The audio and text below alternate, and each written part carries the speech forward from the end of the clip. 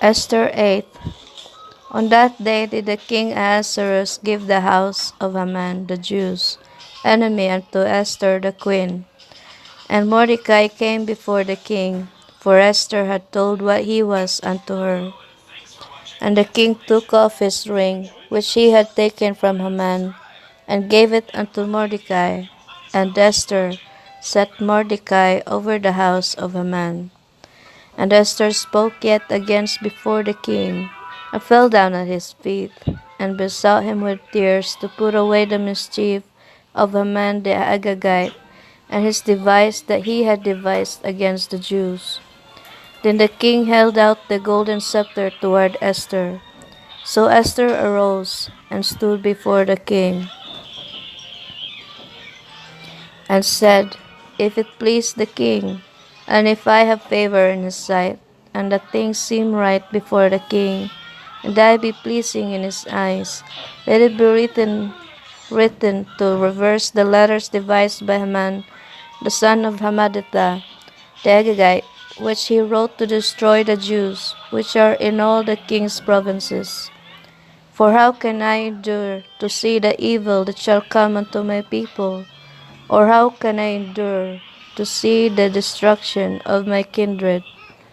Then the king Ahasuerus said unto Esther the queen, and to Mordecai the Jew, Behold, I have given Esther the house of Haman, and him they have hanged upon the gallows, because he laid his hand upon the Jews. Write ye also for the Jews, as it liketh you, in the king's name, and seal it with the king's ring.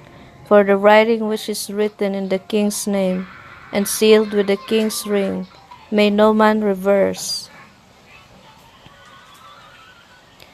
Then were the king's scribes called at the time in the 3rd month, that is, the month Sivan, on the 23rd day thereof. And it was written according to all that Mordecai commanded unto the Jews, and to the lieutenants, and the deputies, and rulers of the provinces, which are from India unto Ethiopia, and 127 provinces, and to every province according to the writing thereof, and unto every people after the language, and to the Jews according to the writing, and according to their language. And he wrote in the king Ahasuerus' name, and sealed it with the king's ring, and sent letters by post on horseback, and riders on mules, camels, and young dromedaries, wherein the king granted the Jews, which were in every city, to gather themselves together, and to stand for their life to destroy, to slay, and to cause to perish all the power of the people and province that would assault them, both little ones and women, and to take the spoil of them for a prey. Upon one day in all the provinces of King Ahasuerus, namely, upon the 13th day of the 12th month, which is the month Adar, the copy of the writing for a commandment to be given in every province was published unto all people, and that the Jews should be ready against that day to avenge themselves on their enemies.